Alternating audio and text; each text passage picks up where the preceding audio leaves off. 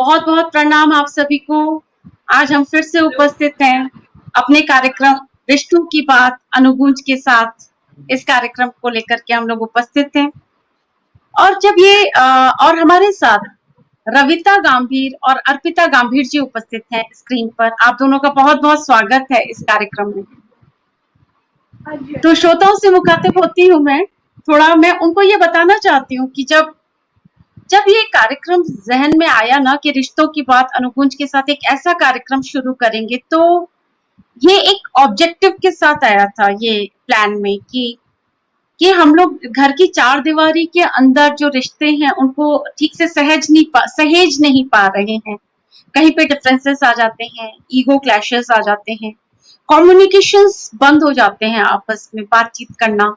और तो उसमें ऐसा जरूरत महसूस हुई क्योंकि हम लोग दोस्त तो बहुत बना लेते हैं घर की चार दीवारी के बाहर, और फिर क्या होता है कि जो आपस के डिफरेंसेस हैं वो हम दोस्तों के साथ शेयर करना शुरू करते हैं।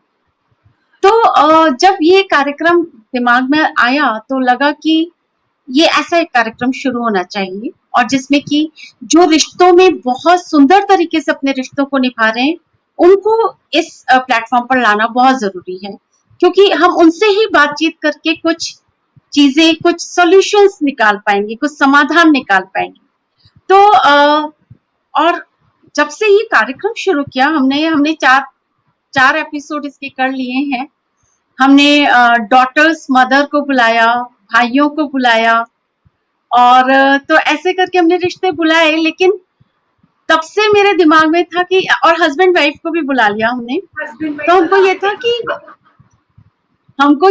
कि हमको ना डॉटर इन लॉ और मतलब सास और बहू वाला रिश्ता लाना बहुत जरूरी है यहाँ पर।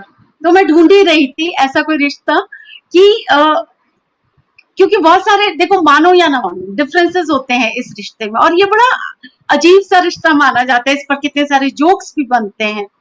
तो तब से एक ड्रीम था कि ऐसा एक रिश्ता मिले कहीं से जहाँ पे सास और बहू की इतनी अच्छी बॉन्डिंग हो, और वो आए हमारे प्लेटफॉर्म पर। और आज हमारा ये ड्रीम पूरा हो रहा है। तो आप दोनों को फिर से मैं बहुत वेलकम करती हूँ, और अनुगुंज टीम को बहुत खुशी हो रही है कि आज आप उपस्थित हैं हमारे बीच। गायत्री जोशी, हमें चूज किया गया। Actually we are excited. Great. Gayatri Joshi ji, Shobhana Taneja ji, Abha Sinha ji, और हमारे साथ 9 लोग जुड़ चुके हैं। आप सभी श्रोताओं का बहुत बहुत स्वागत है, और बहुत खुशी है कि आप लोग बिल्कुल 7 o'clock आप लोग आ जाते हैं टाइम याद करके। नवीन जोशी नवल जी, बहुत स्वागत है आप सभी का। और बहुत रोचक आज का ये मुलाकात होने वाला है। आज का ये जो कार्यक्रम है रिश्तों की बात अनुगुंज के साथ काफी रोचक होने वाली है। बहुत सारी चीजें हम इन लोगों से जानेंगे, और दोनों बहुत टैलेंटेड भी है, और इनका एक यूट्यूब चैनल भी है, उन सब के बारे में मैं आप सबको बताऊंगी। तो मैं छोटा सा इन दोनों का इंट्रोडक्शन है वो मैं देना चाहती हूँ रविता गंभीर जी का, जो कि सासू माँ है। उनका ये इंट्रोडक्शन है। शी इज दिल्ली से कंप्यूटर ग्रेजुएट है ये, और बाद में इन्होंने DNHH स्वास्थ्य और पोषण में डिप्लोमा किया, और वर्तमान में राजस्थान भीलवाड़ा में रह रही हैं। आप दोनों ही राजस्थान भीलवाड़ा में हैं। जो डॉटर इन लॉ हैं, जो बहू हैं, डॉक्टर अर्पिता गंभीर, इंदौर से BDS किया इन्होंने, बैचलर ऑफ डेंटल सर्जरी। वर्तमान में राजस्थान के भीलवाड़ा में अपने दंत चिकित्सालय में दंत चिकित्सा का अभ्यास कर रही हैं। तो डेंटल डॉक्टर हैं ये, और बहुत अच्छा लग रहा है आप दोनों को साथ में लेके। तो इन दोनों ने पिछले साल से लॉकडाउन के दौरान अपने YouTube channel good living by Ravita and Arpita की सफलतापूर्वक शुरुआत करी, जिसका आप लोग जो रील देख रहे हैं ना नीचे, उसमें इनके पूरे YouTube का वर्णन है, तो आप उसको नोट डाउन भी कर सकते हैं। इसमें हमने लिंक भी दिया है इनके YouTube का। और इन्होंने अब तक 150 से ज्यादा वीडियो अपलोड कर दिए हैं वहां पर, और इनके 1400 से ज्यादा फॉलोअर्स भी हैं। चैनल को इन्होंने गुड लिविंग का नाम दिया क्योंकि इनका जो चैनल का उद्देश्य है वो स्वास्थ्य और अच्छे जीवन जीने को बढ़ावा देना है। ये कुकिंग, स्टाइलिंग और ब्यूटी, ये सब चीजों को वहां पर एक्सप्लेन करती हैं, बताती हैं। एंड ये मुख्य ध्यान इस चैनल में स्वास्थ्य और पौष्टिक घरेलू खाद्य पदार्थों पर दिया जाता है, जो आसान, सरल और पकाने के साथ साथ स्वादिष्ट और बहुत अट्रैक्टिव भी होते हैं। और तो ये इनका छोटा सा परिचय है, और इनका जो मैंने YouTube चैनल के बारे में भी बता दिया, और अगर मैंने परिचय में थोड़ा बहुत कुछ छोड़ दिया तो वो ये दोनों एक्सप्लेन कर ही देंगे बातचीत में। हम आप दोनों के साथ बातचीत शुरू करते हैं। थोड़ा मैं देख लेती हूँ और कौन कौन जुड़ गए हैं। SNS मेहरा जी, बहुत स्वागत है। मधु खरे जी, बहुत स्वागत है। शोभना तनेजा जी, बहुत स्वागत है आपका। तो जो मैं अभी आप लोगों को बता रही थी, तो अर्पिता जी, मैं आपसे थोड़ा सा नहीं, रविता जी से जानना चाहूंगी ये पहला सवाल। तो हम लोग, जैसे कि मैं अभी आप लोगों को बता रही थी कि जो इतनी ज्यादा दूरियां हो जाती हैं रिश्तों में, और आपस में समझ नहीं आता कि रिश्तों में कैसे करके एक ठहराव लाया जाए, कैसे करके अच्छी तरीके से उस रिश्ते को बनाया जाए, और खासकर सास बहू का रिश्ता। तो मैं सबसे पहले ये जानना चाहती हूँ, जो मेरे जहन में सवाल आया कि आप दोनों के रिश्ते में इस मिठास की शुरुआत कब से हुई?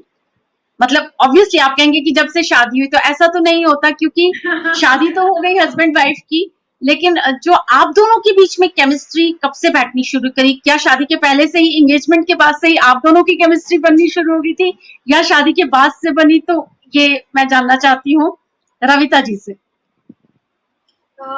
ये देखिए, ये एक ओवरनाइट प्रोसेस तो है नहीं कि किस टाइम से बननी शुरू हुई। अभी वैसे भी इनकी शादी को 1 साल ही हुआ है, just more than 1 year. That means March में था ना, फेब में था, तो मार्च अप्रैल में 15 महीने हुआ है। धीरे धीरे ही अपनी कोई भी रिलेशन, आप सास बहू का तो क्या कहेंगे, किसी का भी रिलेशन होता है तो धीरे धीरे ही बढ़ता है, फ्रेंड्स के साथ भी हो, किसी के साथ भी हो। बट हाँ, ये है कि बिकॉज मेरे दोनों बेटे हैं, तो मेरे को हमेशा से एक डॉटर की कमी तो खलती थी। तो वंस आई गॉट अर्पिता, तो मेरे को लगा कि मतलब जो मेरे को चाहिए था वो मिल गया, इतने सालों से जिसकी मुझे वेट थी। तो वो एक एक्सपेक्टेशन और जो फुलफिलमेंट था, that was something very nice. Plus gelling तो ये है कि she is such a nice person की, एंड हमारे बहुत सारे इंटरेस्ट एक्टिविटीज भी मिलती हैं, थॉट्स मिलती हैं, सो कहीं रुकावट आई नहीं। फिर लॉकडाउन हो गया लास्ट ईयर, तो उसके बाद से हमने यूट्यूब, मेरा चैनल बहुत पहले का है, लेकिन I was not active on it. पहले बहुत थोड़े से वीडियोस डाले थे, कोई क्योंकि बिजी अपने दूसरे काम में, तो मैं उसको एक्टिवली नहीं कर पाई। अब आप ये सोचिए कि इसके आने के बाद से ही we revived it, because I had company, I had somebody with me कि जो मेरे साथ करे हर चीज में। तो आपको हर चीज में थोड़ा कंपनी चाहिए होता है, और उसके बाद से वी एंजॉयड द चैनल। इसमें जो हमने बनाए वीडियोस, उसमें भी मजा आया, और डालने के बाद सक्सेसफुल भी हुए तो और मजा आया। और बात ये है कि बनाते बनाते ही अपना रिश्ता गहरा हो गया। प्लस हम जब वीडियोस बनाते हैं उसमें बहुत सारा तैयारी चलती है, पहले सोचते हैं, थोड़ा रिसर्च करते हैं। मैं अभी वीडियोस के बारे में अभी बात करूंगी आपसे, YouTube चैनल के बारे में मैं आ रही हूँ, इस पर बात करूंगी। तो आपकी बातों से 2-3 चीजें क्लियर हुई। एक तो इंसान की लाइफ में अगर कुछ वैक्यूम होता है, और उस वैक्यूम अगर किसी तरीके से भर जाता है, तो वो बात अलग ही होती है। इसलिए भी रिश्ते अच्छे होने शुरू हो जाते हैं। और दूसरा, जो एक और मजेदार बात क्या हुई कि कोविड पीरियड बहुत ज्यादा हम लोगों के लिए बहुत ही दुर्भाग्यपूर्ण काल रहा है, चल रहा है। लेकिन इसके बीच में बहुत सारी अच्छी बातें भी हुई, क्योंकि बहुत सारे लोगों ने घरों पे रहना शुरू कर दिया, घर में रह करके उन्होंने नई नई चीजें शुरू करी। और जैसे कि आपका भी जो कोविड पीरियड में ही आपने YouTube चैनल को बहुत अच्छी तरीके से इसका प्रचार प्रसार किया और इसको बढ़ाया, तो ये एक तरीके से ब्लेसिंग इन द डिस्गाइज जो कहते हैं, वो उस तरीके से हो गया कि गलत परिस्थिति में एक वरदान की तरीके से साबित हुआ ये। तो अच्छा लगा सुन के। घर रहने में ही मजा आया। मजा आया, है ना?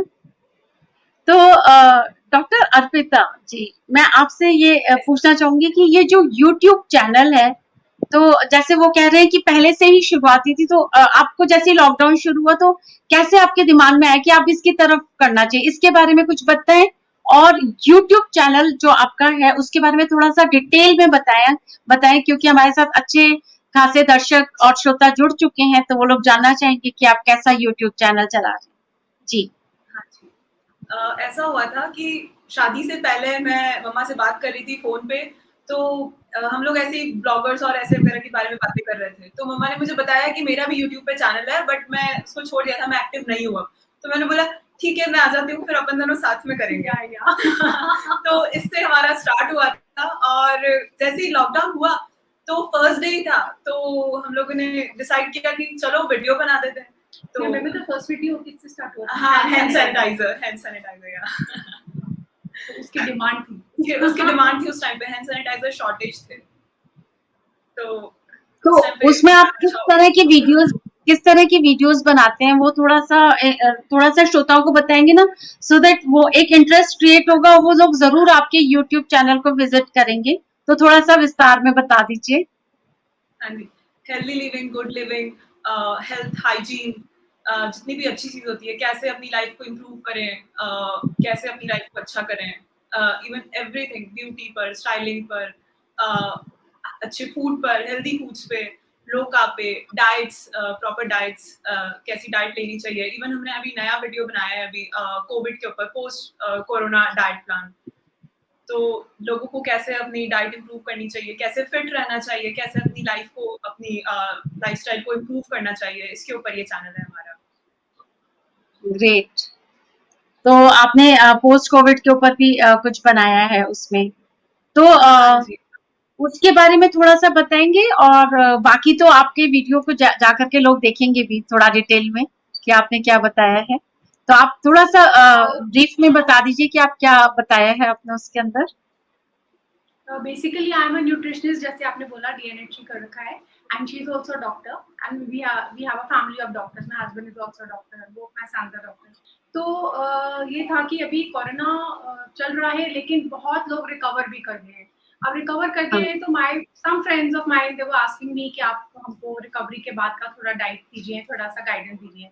सो वी थॉट कि इट्स बेटर है कि हम और रिसर्च करके दूसरे डॉक्टर्स का भी थोड़ा सा बीच में कंट्रीब्यूशन लेके एक ऐसा वेल प्लान बनाए जिससे कि हीलिंग, रिकवरी, क्योंकि इसमें वीकनेस बहुत ज्यादा आती है। So we made this video, and वो बहुत अप्रिशिएट भी किया सबने, and we were very satisfied के we made something nice current topic के ऊपर। ग्रेट। एंड ये जो बल्कि यंग बच्चों को जो ज्यादा करके कोविड हुआ है, और वो जो यंग बच्चे तो सुधरते ही नहीं है, मतलब बाहर की चीजें खाने तो उनको बहुत पसंद है। तो इनफैक्ट वो तो जल्दी से जैसे कोविड से रिकवर हो गए 13-14 दिन के बाद ही बाहर से ऑर्डर करने शुरू कर दे रहे हैं, क्योंकि वो उनका एक लाइफस्टाइल है, उसको वो छोड़ ही नहीं पा रहे हैं। तो आपका जो ये वीडियो है उस चीज में काफी मेरे ख्याल से मदद करेगा लोगों को, और लोगों को समझ में आएगा कि भाई अगर हेल्दी फूड भी है तो वो भी घर में कैसे करके इंटरेस्टिंग और टेस्टी बना करके खा सकते हैं। और थोड़ा सा ध्यान रखें, कोविड पीरियड ठीक है, रिकवरी हो गई है, लेकिन थोड़ा सा ध्यान तो रखें, है ना? तो बहुत बढ़िया पामेला। गाइडेंस दे सकते हैं आगे यंग जनरेशन धीरे धीरे समझ भी रही है जंक फूड के जो साइड इफेक्ट्स हैं, जो उसके ओबेसिटी इतनी बढ़ गई है। So basically weight management is very important अभी, और वो आप नहीं करते हैं तो फिर obviously you are inviting others illnesses, आपको हार्ड वर्क करेंगी आपके बॉडी में दूसरी बीमारियां अगर आप वेट को मैनेज नहीं करेंगे। सो बहुत सारे वीडियोस हमने अवेयरनेस पे बनाए हैं, जैसे एक बनाया था same to sugar, because sugar एक बहुत भी आई फील पर्सनली बहुत बड़ा कल्प्रिट है। In fact in our dieting world we call it white poison. But आप इंडिया में क्या बाहर भी आप इमेजिन ही नहीं कर सकते हैं, लोग अपनी लाइफ, किसी को बोलती हूँ तुमको वेट मैनेज करना है, आप शुगर छोड़ो, चीनी छोड़नी है, चीनी छोड़नी है, मतलब वो इमेजिन ही नहीं कर सकते हैं कि चीनी के बिना भी कोई लाइफ हो सकती है। सो उसके ऊपर हमने बहुत अच्छा वीडियो बनाया था। हमने सब्स्टिट्यूट्स दिए थे, जो आप चीनी, आप मीठा भी खाइए लेकिन यूज हेल्दी सब्स्टिट्यूट्स जिसका कोई मेडिकली साइड इफेक्ट भी नहीं हो, एंड आपको फुल टेस्ट भी दे। So that is also a good video which people did appreciate. Maybe अगर कुछ percentage लोगों को भी उसमें change आया होगा तो we are lucky. और नहीं, मुझे लगता है कि अगर ये हमको पता है कि हमारी हेल्थ के लिए ये अच्छा नहीं है, तो अंदर से तो अपने को पता होता है अच्छा नहीं है, तो अपन धीरे-धीरे हेल्दी लिविंग पर आ ही जाते हैं। गाइडेंस चाहिए होता है बस। तो जैसे कोई भी चीज आप शुरू करते हो ना, तो स्टार्टिंग में इंसान के मन में ये बिल्कुल भी नहीं रहता, क्योंकि जैसे मैं भी अनुगुंज की फाउंडर हूँ, तो मैं समझ सकती हूँ कि इंसान के दिमाग में तब बिल्कुल भी नहीं रहता कि ये कितना ज्यादा इसके फॉलोअर्स हो या वो। हर इंसान बहुत अच्छी इंटेंशन के साथ कोई चीज शुरू करता है और वो सोसाइटी के लिए कुछ करना चाहता है, और ये जो इंटेंशन होती है वही उस संस्था को, उस ऑर्गेनाइजेशन को, उस चैनल को आगे लेकर के जाती है। बाद में तो जो उसके अंदर जो कन्विक्शन होती है उसको देख करके लोग खुद ही जुड़ना शुरू हो जाते हैं उसके साथ। तो जो आपने जिस इंटेंशन के साथ यूट्यूब चैनल शुरू किया अपना, वो इंटेंशन बहुत अच्छी है और आपका यूट्यूब चैनल बहुत आगे जाएगा, क्योंकि आपने बहुत अच्छी सोच के साथ शुरू किया उसको। तो बहुत बहुत बधाई है आप लोगों को इतने सुंदर यूट्यूब चैनल बनाने के लिए। और हमने भी फॉलो करना शुरू कर दिया है, और जितने श्रोतागण जुड़े हुए हैं, आप प्लीज, आप लोग रील में देख रहे हैं इनका यूट्यूब चैनल, आप लोग भी जरूर ज्वाइन करें इनका यूट्यूब चैनल। कुछ लोग लिख रहे हैं सास बहू की सुंदर बढ़िया जोड़ी, और कितनी बढ़िया है वो मैं आपको बताना चाहती हूँ। एक सरप्राइज है इन दोनों के लिए भी, मैं उसको ऑन कर रही हूँ। Okay I have some surprise. अब मैं वही देख रही हूँ कि मैंने क्या कर रही हो? जी कोमल, तुम कल क्यों नहीं आई? कल सोमवार था। सोमवार को गाय गोबर नहीं देती क्या?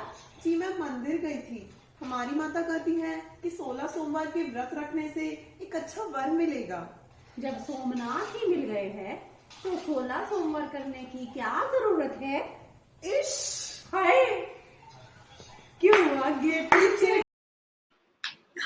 ओके इस वीडियो को देखकर मुझे यही लगता है, who needs a BFF when you have mother-in-law like this? और मेरे को इतनी हंसी आई जब मैंने फर्स्ट टाइम ये वीडियो देखा। आई थिंक आप लोगों ने देखा ना ठीक से, मजा आया।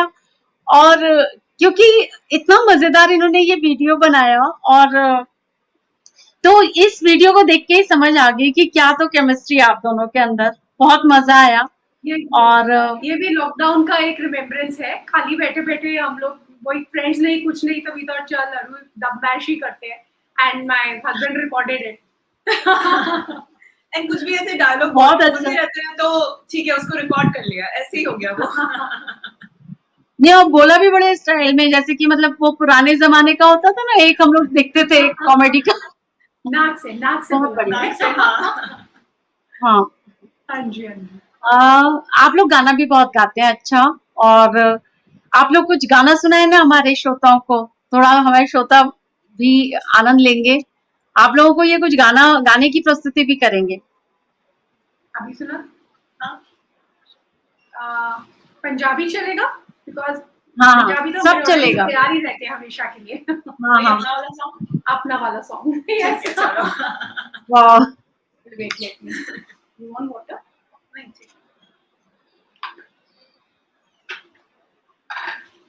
Okay, hope you people enjoy. समझ शायद सबको नहीं आएगा, बट वैसे पंजाबी समझ आती है, आ जाती है काफी लोगों को, है ना? थोड़ा सा नहीं तो भी एक्सप्लेन लेटर ऑन।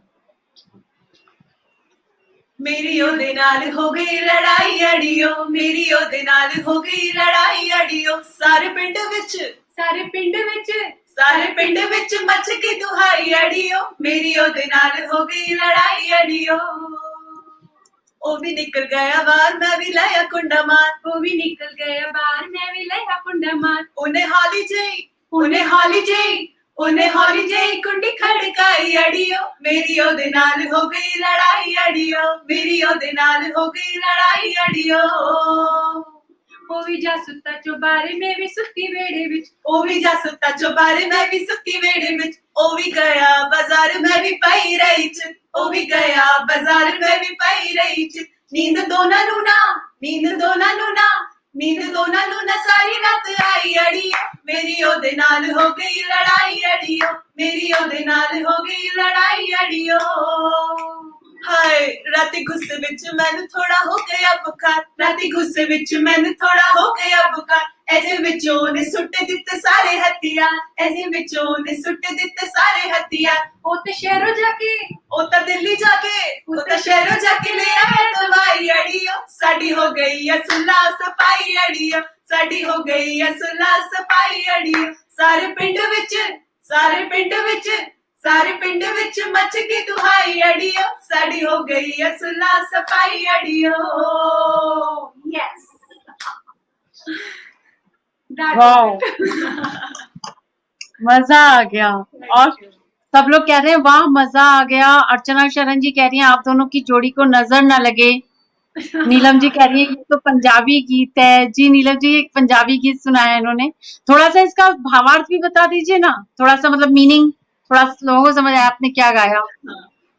मेरी ओदे नाल हो गई लड़ाई अड़ियो मींस मेरे हस्बैंड से मेरी लड़ाई हो गई है सारे हाँ। पिंड विच मच गई दुहाई अड़ियो, मतलब इसका चर्चा सब तरफ हो गया है। सारे गांव में पूरे गांव में इसका चर्चा हो गया है मतलब वो यही है कि लड़ाई हो गई, एक रात की लड़ाई थी, वो बाहर सोया मैं अंदर सोई, पर मैंने रात कुंडी मार ली वो चला गया वो बाजार चला गया मैं भी ऐसे ही पड़ी रही फिर बस रात में ही अगर वो गुस्से में मेरे को बुखार आ गया तो उसने सारे हथियार डाल डोल दिए। दिए और शहरों जाके दिल्ली जाके वो मेरे लिए दवाई लेकर आ गया एंड हमारी सुलह हो गई है सुलह सफाई मतलब लड़ाई एक ही लड़ाई रात की। खत्म हो गई है और बढ़िया। लड़ाइयाँ होनी ऐसी चाहिए, लड़ाइयाँ होनी भी ऐसी चाहिए, मैं तो कहती हूँ। तो देखो लड़ाइयों की बात पे याद आया कि हाँ, कि आप दोनों की लड़ाई नहीं हुई क्या इस एक साल में?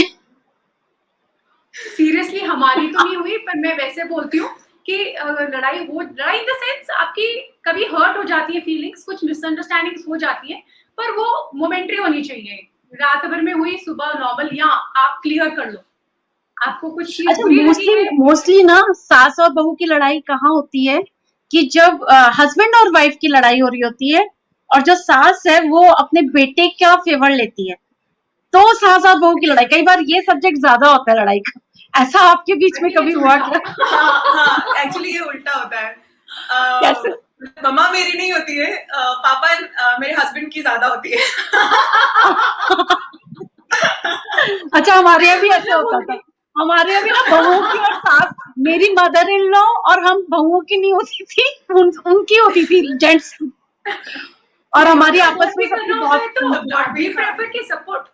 सपोर्ट करना होता है तो मुझे तो ऑटोमेटिक इसी का ही होता है, बिकॉज हाँ। तो बेटा है यार, अपना है, उसको तो डांट भी दूंगी तो क्या फर्क पड़ेगा। बट ऐसा मुझे लगता है कि मतलब शादी से पहले भी जो लड़की होती है उसके भी तो पेरेंट्स उसको डांटते ही हैं, तो फिर अगर हाँ। जरा सा समझा भी दिया या कुछ बोल भी दिया तो बुरा क्यों मानना है। वैसे तो मम्मा मुझे डांटती नहीं है कभी भी और फिर इसलिए मतलब रियल मदर फादर की याद भी नहीं आती है फिर।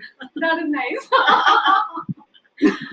नहीं देखो मेरे बहुत अच्छा लग रहा है। भगवान आप दोनों की जोड़ी ऐसे ही बनाए रखें और ऐसे ही खुशहाली बनाए रखें आप दोनों के रिश्ते में। देखिए निवेदिता जी, तो अगर रिश्ते की बात चली रही है ना, तो मैं जी। तो ये बोलूंगी कि रिश्तों में देखो अभी हम हंस रहे हैं तो सबको अच्छा लग रहा है, पर हम अभी ये नहीं कि कैमरा के सामने हंस रहे हैं, हम हमेशा ऐसे रहता है। म्यूजिक उसमें हुआ क्या? आ रही है आवाज? हाँ। तो हमेशा ऐसा रहने से आपके घर का माहौल अच्छा रहेगा, आपको अंदर से अच्छा लगेगा। और जो थोड़ी नोक झोंक या लड़ाइयाँ होती भी वो इसलिए होती हैं क्योंकि पेरेंट्स के सिर्फ बहू से ही नहीं, बच्चों से, अपने बच्चों से एक एक्सपेक्टेशन होती है। अब आपकी एक्सपेक्टेशन यहाँ तक है और बच्चा उसको टच करता है तो आपकी एक्सपेक्टेशन ऊपर चले जाती है, वो वहां तक आएगा। तो वो ये तो शुरू से चल रहा है ना, स्कूल टाइम में भी आप अगर उसके 70% आ गए तो भैया 80 लेके आओ, 80 आए तो 90 लेके आओ। अभी शादी के बाद बहू से भी यही रहती है, बट क्यों? Why do you want to have expectation? मेरे को ये लगता है कि एक्सपेक्टेशंस की बजाय अगर हम एप्रिसिएशन लेके आए अपनी लाइफ में तो आपकी लाइफ बहुत इजी हो जाएगी, बहुत सिंपल हो जाएगी दोनों के लिए। बहुत सुंदर बात है। जितना अप्रिशिएट करेंगे दूसरा बच्चा भी तो और उससे ऊपर आने की कोशिश करेगा ना। एप्रिसिएशन बहुत सुंदर बात बोली आपने। तो रविता जी, केमिस्ट्री ऐसी दिख नहीं रही है, उसके पीछे एक थॉट प्रोसेस भी है आपका। ऐसा नहीं है कि आप केमिस्ट्री एक स्क्रीन के सामने आकर के दिखा रहे हैं, एक थॉट प्रोसेस है जिसको आप जी रहे हैं। बहुत बहुत सुंदर बात है आप। आई एम तो very happy with my life और बहुत एंजॉय करती हूँ। देखो मतलब इफ्स एंड बट्स, कुछ भी टिप्स आती हैं, हस्बैंड वाइफ में भी आती हैं, बच्चों में भी आती है, सब में आती है।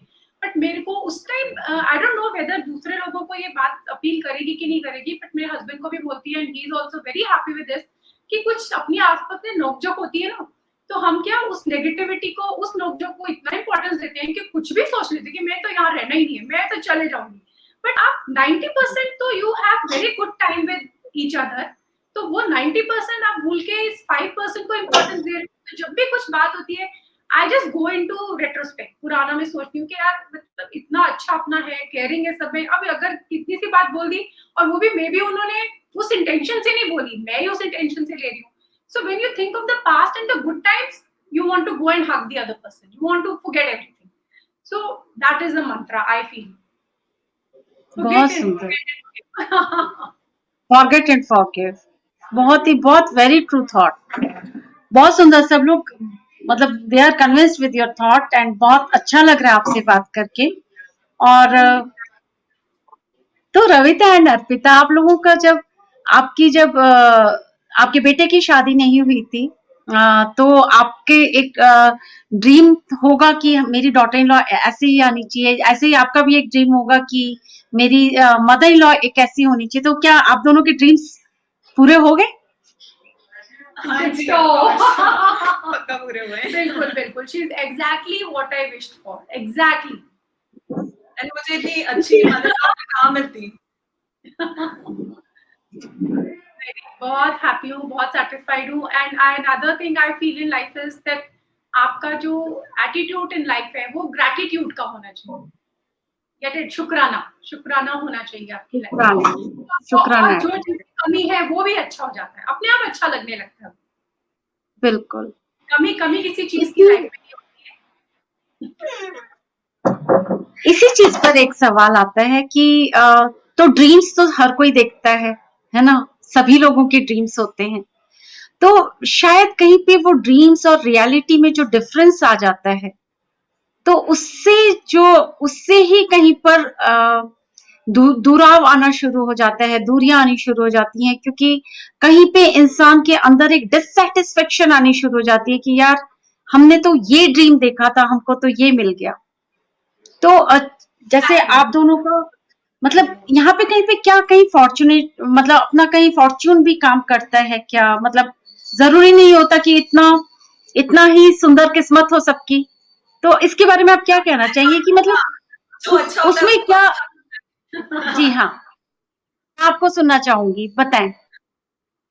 हाँ जी, बस मुझे ऐसे ही लगता है जो अच्छा होता है उसको अच्छा मिलता है, मतलब म्यूचुअल होता है वो सब कुछ।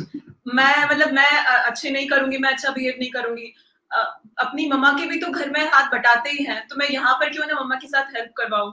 तो ऐसा म्यूचुअल होता है, मतलब मैं अच्छा रहूंगी तो फिर मुझे भी फिर अच्छा ही मिलेगा। ये ऑन दिस पॉइंट ना हमने एक जोक मतलब काफी कॉमन है, but we would like to enact that joke over here, क्योंकि आप जो कह रहे हैं ना वो फिर वापस बात एक्सपेक्टेशंस पे आ जाती है। ड्रीम नहीं है वो, एक्सपेक्टेशंस है कि बहू आते ही सुबह से चाय लेके रात तक का दूध आपको देगी। बट एक्चुअली जो सिचुएशन वो ये है कि अगर आप देखने जाओ लड़की और उससे पूछो या मिमिक्री करके बताते हैं, आपको मजा आएगा। अगर हम जैसे मैं सपोज मैं इसको देखने गई तो बोलूंगी, अर्पिता तुम्हें किचन में क्या क्या आता है? मुझे आलस आता है, पसीना आता है और चक्कर तो बहुत ही आते हैं।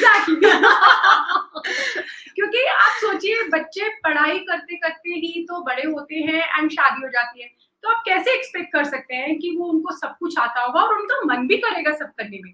गिव देम सम टाइम, आप जेल करें, आप पहले भी तो सब काम कर रहे थे ना।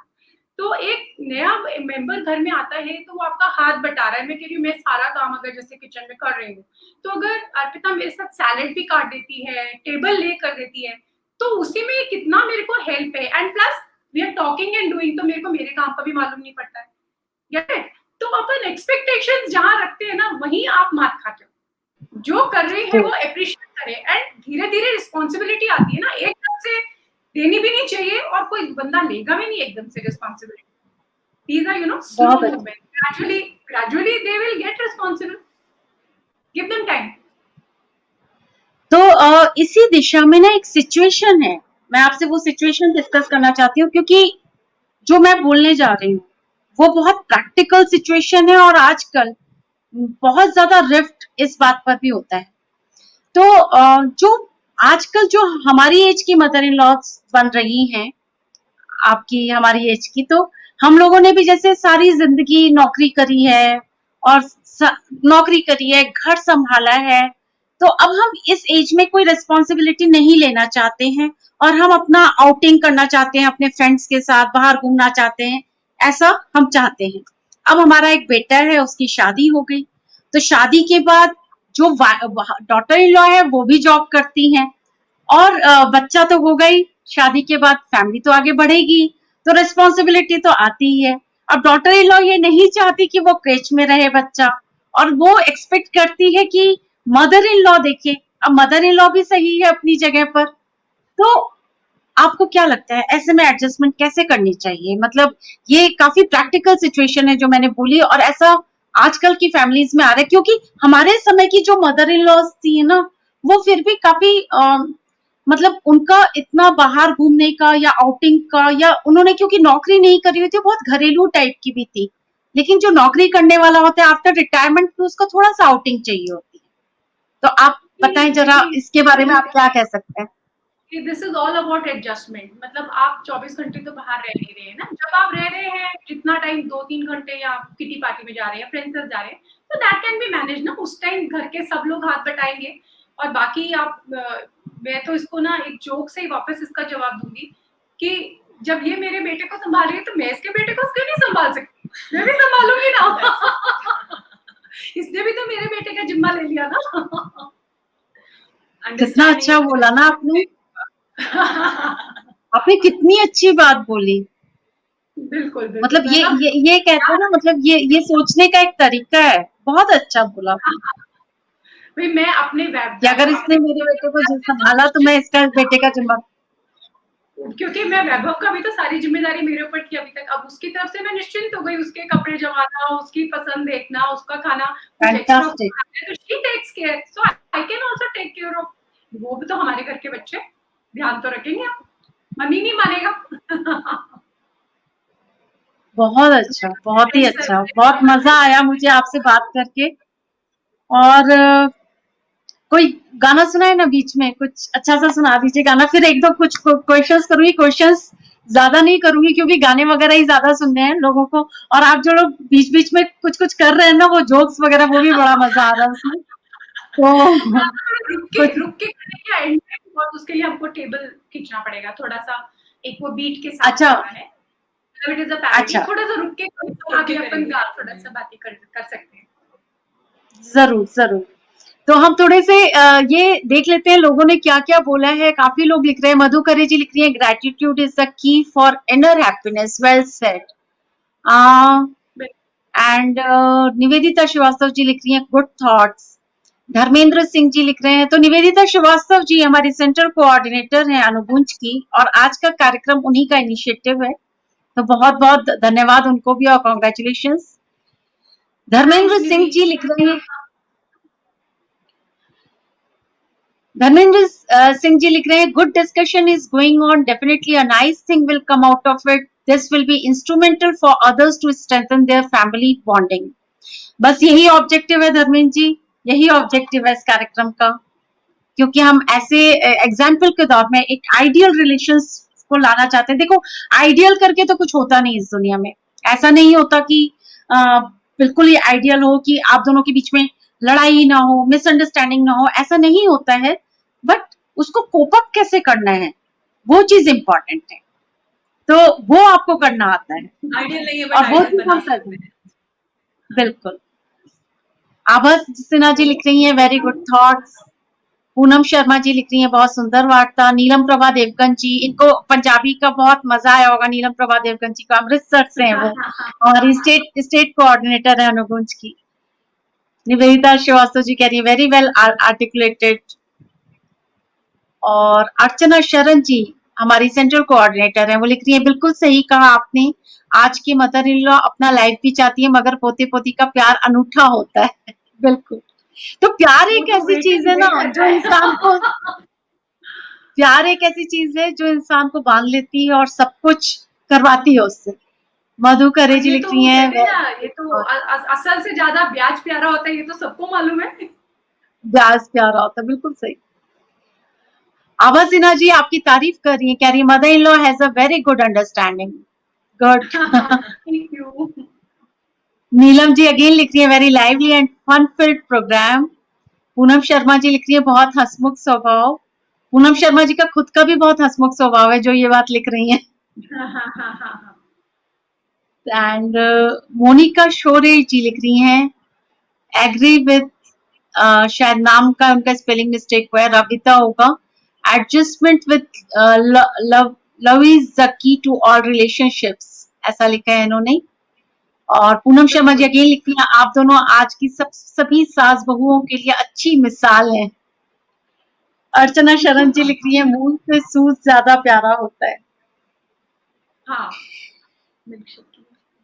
बहुत अच्छा, अच्छा। आपने भी मनमुटाव की बात करी। मनमुटाव में भी मैं ये बोलूंगी कि मनमुटाव यही होता है कि कई बारी दूसरा जो पक्ष है वो उस वे से नहीं कुछ बोलता है या करता है, पर आप उसको किसी और वे से ले सकते हैं, ले लेते हैं, और फिर आपका मन मूड खराब हो जाता है या कुछ होता है। बट उस टाइम आपको ये सोचना चाहिए कि अगर आप दूसरे से मनमुटाव कर रहे हैं या ढंग से बात नहीं कर रहे हैं बिकॉज आपको अंदर से वो चीज अच्छी नहीं लगी, तो बेटर है कि आप उसको क्लियर करो। आप क्लियर नहीं करेंगे तो आप दूसरे बंदे का कुछ नहीं खराब करेंगे, अपना पीस ऑफ माइंड खराब करेंगे। बिल्कुल। आपको अपने पीस ऑफ माइंड के लिए मनमुटाव रखने ही नहीं चाहिए।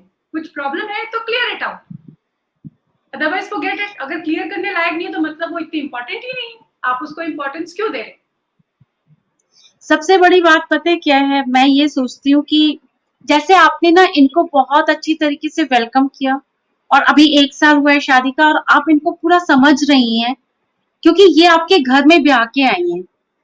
तो बहुत ये ना यहाँ पर मुझे ऐसा लगता है कि सास का रोल ना बहुत जरूरी होता है इनिशियल डेज में, क्योंकि वो जो पहला 1-2 साल होता है ना जो सास का बिहेवियर होता है,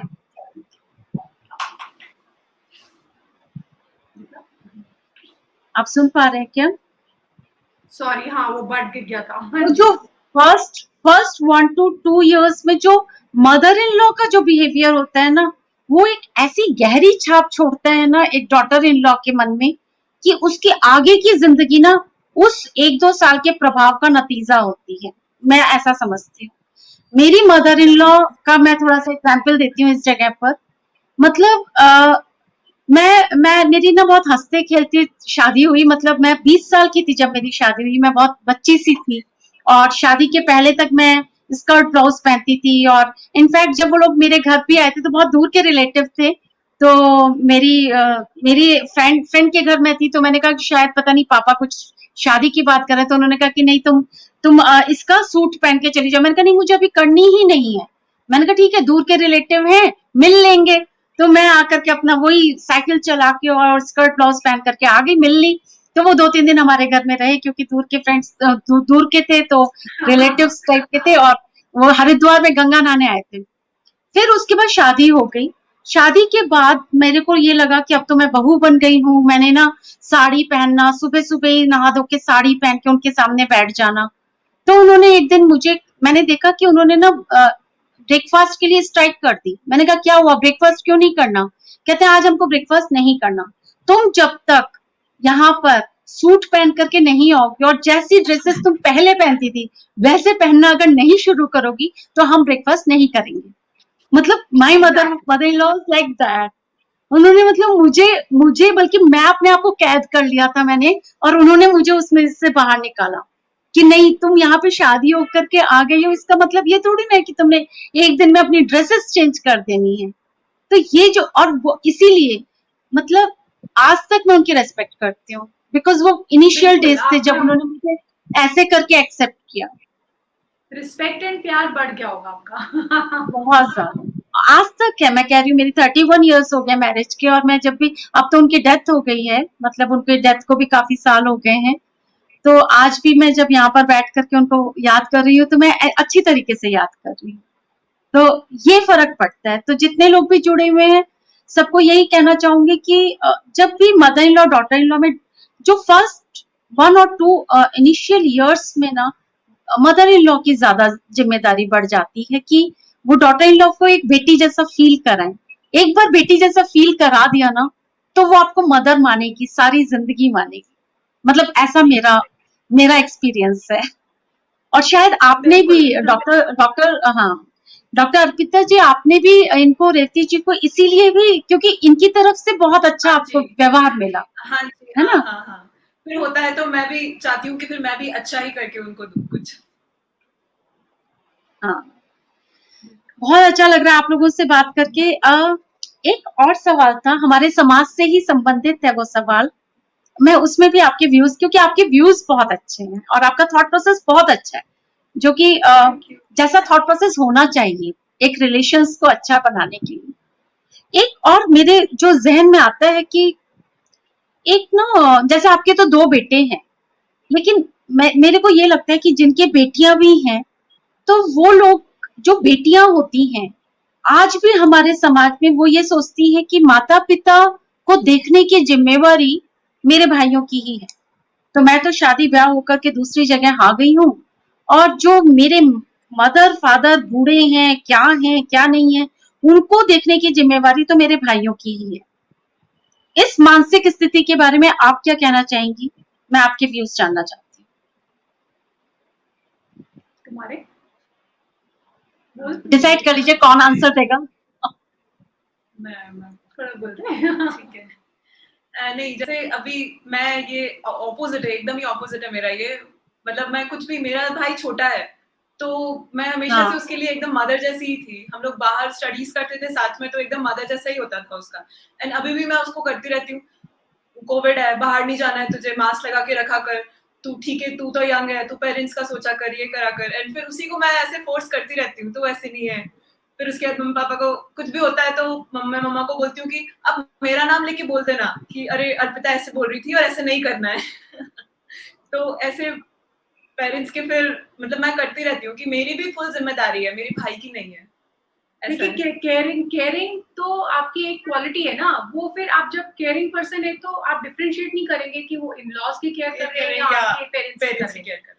it is in a person, आप केयरिंग है या नहीं है, तो दोनों साइड ही नहीं है, नहीं है तो है। तो मैं इस चीज में ये कहना चाहूंगी कि ये फर्क नहीं पड़ता कि आप बेटा है या बेटी हैं। हाँ जी, माता पिता ने आपको सेम प्यार दिया है, सेम एजुकेशन दी है, और एग्जैक्टली। उन्होंने प्यार देने में और एजुकेशन देने में कहीं कमी नहीं करी है।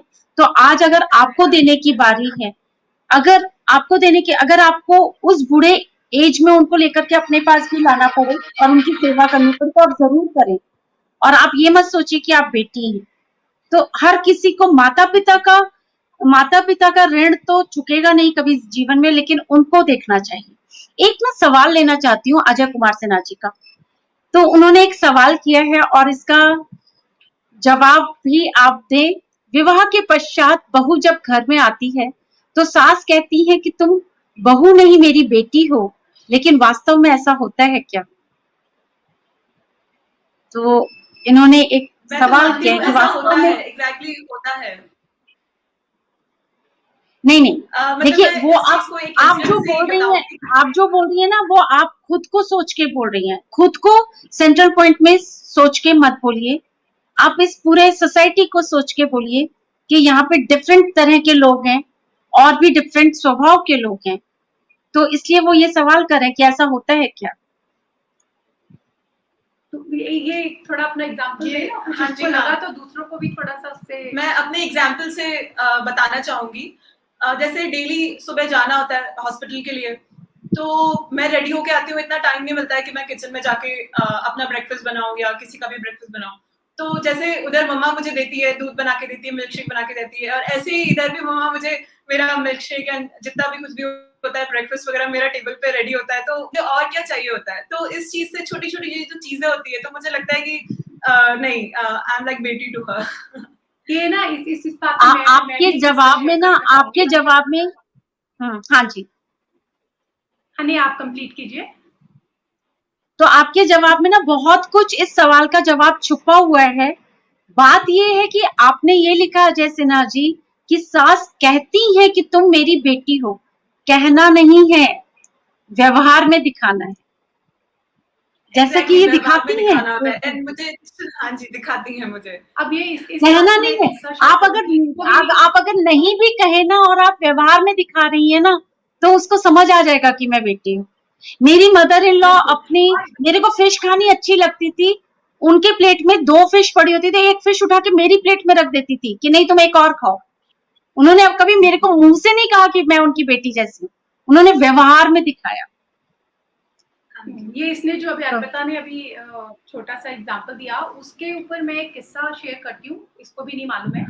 मतलब क्या होता है कि अपन जैसे उन्होंने क्वेश्चन पूछा, हमने आंसर दिया, तो कहीं ना कहीं से आप कोई चीज पिक करते हैं, आपको गाइडलाइंस मिलती हैं, तो आप कुछ अच्छा ही पिक करते हैं।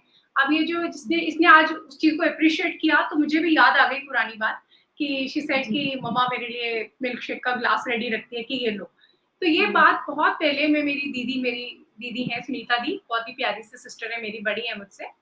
उनके घर गई थी, उनके भी 2 बहुएं हैं एंड मैं उनके घर में सुबह हम चाय वाय के बाद किचन के नीचे में खड़ी थी दीदी के साथ। एंड दोनों बहुएं जॉब में हैं, वो वर्क करती थी, तो वो दोनों तैयार होके जा रही थी एंड दीदी ने उनके कोल्ड कॉफीज एंड शेक्स जो भी वो पियेंगी तैयार करके, लो बेटा नीतू, लो स्नेहा। एंड जो मैंने ग्रैटिट्यूड भी नहीं, जो लव और अफेक्शन दोनों बहुओं की आंखों में देखा ना तब दीदी का, जब उनका ये जेस्चर मैंने तो एक ही दिन देखा, तो तब से मेरे दिमाग में कहीं रह गया कि yes this is something everybody should do, कि अगर बहू वर्क कर रही है तो वो अपना नाश्ता क्यों बनाएगी, आप अपने बेटे का भी तो बना के दे रहे हो। तो I think that was at the back of my mind, जो कि इसने भी आज उसको अप्रिशिएट किया।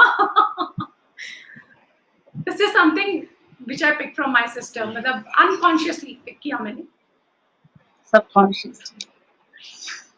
आपका एक बेटा और है जो कि जिनकी अभी शादी होने वाली है, रेवती जी, हाँ जी, रविता जी, रविता जी, हाँ जी, हाँ जी। आपका एक बेटा और है, तो आपको क्या लगता है कि जो दूसरी बहू आएगी तब भी आप तीनों के बीच में ये रिश्ता बढ़िया रहेगा? रहना तो चाहिए, बिल्कुल रहना चाहिए। बिकॉज जिसका जो स्वभाव होता है ना वो तो, हाँ बिल्कुल जी, हाँ, वो भी अपन एक स्टीरियोटाइप उसमें रहते हैं कि मतलब बहू घर आई है तो वो भी तो कुछ अच्छे सोच के आती है ना, अच्छे अरमान से आती है, उसको आपको अच्छा फैमिली चाहिए, सपोर्ट चाहिए, तो आप उसको वैसा ही माहौल देंगे, सपोर्ट देंगे, तो वो आपकी बन के रहेगी ना। आप अपन सोचते ही क्यों है कि एक नया मेंबर आ गया जो कि प्रॉब्लम्स आएंगी या फिर आप एडजस्ट नहीं कर पाएंगे। जो आ रहा है बच्चा वो भी तो अच्छे घर से ही आ रहा है एंड कुछ अच्छी वैल्यूज ही लेके आ रहा है, तो it is just about appreciation, again I feel, not expectations but appreciation. Appreciation. बहुत सुंदर। अगर अगर गर्ल अपने खुद के घर को खुद का घर समझती है एंड फिर इन-लॉज के घर को भी खुद का ही समझेगी, तब भी प्रॉब्लम्स नहीं आएंगी। हाँ, प्रॉब्लम्स नहीं आएंगी। अभी अजय सिन्हा जी ने लिखा है कि शादी के बाद हर लड़की के लिए सबसे मुश्किल काम होता है अपनी सास के साथ अच्छे रिश्ते बनाना। हालांकि सास और बहू दोनों ही थोड़ी सी कोशिश करें तो ये कोई मुश्किल काम नहीं है। एकदम सही बात है। एकदम सही है। हाँ जी। ऐसा सबसे कभी अच्छी effort बात भी क्या नहीं है करना कि पड़ा हमको। हाँ, it came naturally, सबसे ऐसा अच्छी बात, मुझे। जी बिल्कुल बिल्कुल। हाँ जी, बोलिए। नहीं आप कुछ बता रही हैं, बताएं। नहीं, बस मैंने बोला कि ऐसा कुछ एफर्ट भी करना नहीं पड़ता है कि आप सोच के करें, दीज थिंग्स कम नेचुरली, है ना। आपका घर का एनवायरनमेंट कैसा है वो तो अपने आप ही सब ढल जाते हैं उसमें, आपको बस सपोर्ट करना है और तो कुछ ज्यादा सोचना नहीं होता है इसमें। सपोर्ट करें एंड आपको भी सपोर्ट मिलता है। और मेरे ख्याल से किसी भी रिश्ते में ना हम लोग क्या करते हैं कि एक बेसिक ह्यूमन बीइंग ही नहीं समझते दूसरे को। मुझे ऐसा लगता है इंसान अगर दूसरे को ना एक इंसान जैसा भी ट्रीट कर लेना तो भी रिश्ते अच्छे हो जाते हैं। तो वो हम एक इंसान को इंसान जैसा भी नहीं ट्रीट करते, हम कहते हैं अरे ये तो सास है, ये बहू है, मतलब हम अरे वो एक इंसान है, वो भी एक इंसान है। तो जैसे संवेदनाएं सुख और दुख आपके पास है, आपको भी आपके भी दिल में चोट लगती है किसी बात से, उसके भी दिल में चोट लगती है, तो छोटे छोटे रिएक्शंस, छोटे छोटे फीलिंग्स सबके सेम होते हैं, सब लोग इंसान हैं। तो अगर हम लोग ऐसा, बात ये है कि हम लोग ना बोलते हैं बट वही है कि प्रैक्टिस करते समय इंसान कहीं पर भटक जाता है इन चीजों से, तो इसीलिए सारी मुश्किल होती है। और ऋचा प्रियदर्शनी कह रही हैं आप लोगों के लिए कि लवली रिलेशनशिप। केया चैटर्जी जी कह रही हैं दोनों को थोड़ा थोड़ा छोड़ना पड़ता है, ईगो छोड़ना पड़ता है। नीलम जी एग्रीड है आपकी बातों में। शोभा जी कह रही है दोनों तरफ से इच्छा होने, ऑब्वियसली म्यूचुअली होता है, ऐसा थोड़ी ना होता कि हाँ, कि ऐसा नहीं होता कि एक इंसान तो एक कदम आगे बढ़ाए और दूसरा इंसान 2 कदम पीछे खींचे, तो ऐसा नहीं होता, दोनों को एक एक कदम आगे बढ़ाना होता है। बिल्कुल सही बात है। मुझे लग रहा है आप लोग एंजॉय कर रहे हैं ये, क्योंकि जब कमेंट्स आने शुरू होते हैं ना, रेलेवेंट कमेंट्स, तो ऐसा लगता है कि लोग कहीं से प्रोग्राम के साथ कनेक्ट हो रहे हैं और उनको मजा आ रहा है। और ऐसी चीज मेरे ख्याल से हमारी सोसाइटी में ना, जी हमारी सोसाइटी में ऐसी चीजों पे डिस्कशन होनी चाहिए। मतलब इन चीजों को चादर के नीचे नहीं ढकना चाहिए, क्योंकि बहुत जरूरी है इन चीजों पे खुल के बात करने की, क्योंकि बात करने से ही रास्ते मिलते हैं। देखो आभा सिन्हा जी लिख रही है प्यार देने से ही प्यार मिलता है, जितना प्यार दो उतना ही प्यार पाओ। मानसी खन्ना जी लिख रहे हैं very true thought. Neelam ji लिख रही हैं वेरी इंटरेस्टिंग। बहुत अच्छा लग रहा है। अब हमारे पास आई थिंक कि 9-10 मिनट रह गए हैं, आप लोगों का गाना वाना कुछ हो जाए और फिर हम लोग इस कार्यक्रम को खत्म करेंगे। बहुत सारी बातें हो गई, अब हम थोड़ा एंजॉय करना चाहते हैं आपके गाने। जी you tell about the cup music हाँ जी, कैसे हाँ। start किया? मैं इस कप से म्यूजिक दूंगी एंड ममा साथ में सिंग करेंगी। दोनों गाएंगे हम। इसे स्टार्ट Great. ऐसे हुआ था कि लास्ट ईयर मैं क्वारंटाइन में थी एंड मैं ऐसे इंटरनेट स्क्रॉल कर रही थी, तो ऐसे कुछ आया, कोई कप से ऐसे बीट कर रहा था, तो तब मुझे आया कि नहीं ये मुझे सीखना है। फिर यूट्यूब से फिर मैंने उसको सीखा अपना, एंड अभी ये फिर आपके सामने है। YouTube is very powerful tool, आप उससे बहुत कुछ सीख सकते हैं। हाँ हमारे जी। चैनल्स भी देखिए, उसमें आप हमें कमेंट्स दीजिए आपको कैसा लगा। जो हम चीजें बताते हैं बहुत मेहनत करके डालते हैं उसमें। एक ओल्ड सॉन्ग्स की Old song पैरोडी की parody बनाई थी है। हमने। She'll give the beat. Okay.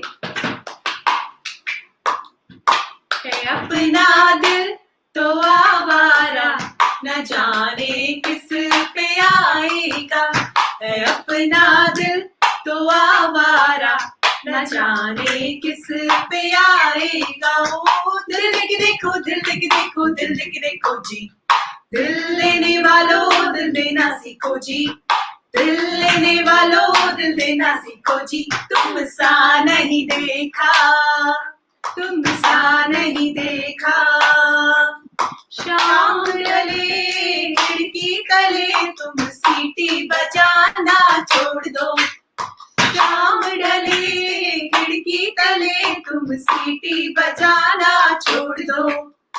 प्यार दीवाना होता है, मस्ताना होता है, हर खुशी से हर गम से बेगाना होता है। प्यार दीवाना होता है, मस्ताना होता है, हर खुशी से हर गम से बेगाना होता है। शाम मस्तानी मदहोश ये जाए, मुझे और कोई खींचे तेरी ओर ये जाए। शाम मस्तानी मदहोश ये जाए, मुझे दूर कोई खींचे तेरी ओर ये जाए। चलते चलते मेरे ये गीत याद रखना, कभी अलविदा ना कहना, कभी अलविदा ना कहना, कभी अलविदा ना कहना, कभी अलविदा ना कहना। क्या बात है, क्या बात है। तो जहाँ केमिस्ट्री मिलती है ना किन्हीं दो लोगों की, वो देखो सब चीजों में मिलती है। देखो आप इतने मजे से गाने भी गाते हो, सब करते, तो दिख रहा है, मतलब जो आप दोनों के interest बीच बहुत ज्यादा common है। नजर आ रही है। डांस करते हैं, गाना नहीं, गाते मुझे हैं। मुझे ये भी एक लगता है कि हमारा इसलिए भी इतना अच्छा ट्यूनिंग है बिकॉज हम एक दूसरे के टाइम स्पेंड करते हैं। जैसे यूट्यूब तो ठीक है, चैनल है, लेकिन अदरवाइज ऑल्सो हम ताश भी खेलते हैं इकट्ठे बैठ के, खाली बैठे तो गाने भी गाते हैं, म्यूजिक हाँ हम जी। वॉक इकट्ठे करते हैं शाम के टाइम जब ये कभी घर होती है। ज्यादातर तो अभी लॉकडाउन में तो वापस घर हाँ ही जी। है। शाम को हम वॉक करते Walk हैं साथ तो में करते हैं, इकट्ठे हाँ songs we always sharing the same earbuds, Bluetooth। तो हम सॉन्ग सुनते सुनते वॉक भी करते हैं। तो आप जितना टाइम स्पेंड Time करेंगे spend एक दूसरे करते के हैं, साथ, हाँ जी। आपको टॉपिक्स मिलेंगे बात करने के, जिससे कि ऑब्वियसली आपका रिश्ता इवन ज्यादा पूरी अच्छा फैमिली के साथ हम लोगों का सुबह का टी टाइम जो होता है वो एक साथ ही, मतलब साथ में एक साथ ही बैठ के चाय पीना होता है, खाना एक साथ खाना होता है, सब कुछ फैमिली के साथ ज्यादा टाइम स्पेंड करते हैं। God bless you. रहेगा। आप दोनों की जोड़ी कयामत रहे और बहुत अच्छा लगा आप दोनों के साथ आज बात करके। मतलब इतना अच्छा लगा कि कहते हैं ना, समाज में ना बुराई को ढूंढो तो बुराई मिल जाती है, लेकिन अच्छाई को ढूंढो ना तो अच्छाई भी मिलती है। मतलब बुराई तो ढूंढने की जरूरत नहीं मिलती, बुराई तो ऐसे ही बहुत सारी दिखती रहती है, लेकिन अगर ऐसा नहीं है कि अच्छाई ढूंढने निकलो तो अच्छाई नहीं मिलती। तो हमारा हमारा ड्रीम था, अनुगुंज का एक ड्रीम था कि ऐसे सास बहू की एक जोड़ी आए इस वाले कार्यक्रम में, और आज हमारा सचमुच ड्रीम पूरा हुआ और हमें बहुत खुशी है आप दोनों हमारे हमारे प्लेटफॉर्म पर आए। अनुगुंज सचमुच धन्य हो गया आप दोनों की प्रस्तुति से और बहुत मजा आया। हमें भी और बहुत सब मजा आया, श्रोताओं enjoyed।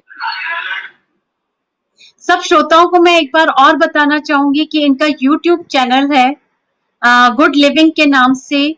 रविता एंड अर्पिता जी का यूट्यूब चैनल है जो यहाँ पर रील में आ रहा है, हमने यूट्यूब लिंक भी दी है। और इसके बाद, इस प्रोग्राम के बाद ये लोग कमेंट्स में भी अपना यूट्यूब लिंक भी दे देंगे और आप लोग जरूर ज्वाइन करें, क्योंकि जो आज आपने 1 घंटे के कार्यक्रम में देखा वो आपको इनके यूट्यूब वीडियोस में बीच बीच में देखने को मिलेगा। और आपको एक, कहते हैं ना, पॉजिटिविटी के अंदर जितना जाओ उतना ही आप भी पॉजिटिव हो जाओगे, क्योंकि इन दोनों की एक ऑरा है, एक पॉजिटिव ऑरा है जो कि हम लोग वर्चुअली आज मिले हैं, लेकिन एक वो पॉजिटिव ऑरा ने पूरे कार्यक्रम को घेर लिया और हम लोग सब बहुत पॉजिटिव और खुश हो गए आज इन दोनों की उपस्थिति से। तो वो आप लोग रेगुलर देखिए इनके यूट्यूब वीडियोस, तो आप लोगों को अच्छा लगेगा। और आज की ये जो प्रेजेंटेशन थी, ये निवेदिता श्रीवास्तव जी ने इनिशिएटिव लिया था और निवेदिता श्रीवास्तव जी जो सेंट्रल कोऑर्डिनेटर्स हैं उनको बहुत कॉन्ग्रेचुलेशंस। भूपेंद्र टीकू जी को बहुत कॉन्ग्रेचुलेशंस, वो हमारे हेड प्लानर हैं। और पूरी अनुगुंज टीम को बहुत बहुत बधाई इस कार्यक्रम के लिए। और आप दोनों का बहुत आभार रविता जी एंड अर्पिता जी, आप लोग यहाँ पर आए, हमको बहुत खुशी हुई। और सारे श्रोताओं का भी मैं धन्यवाद, सबका मैं धन्यवाद। आपके सपोर्ट के लिए we look forward to it।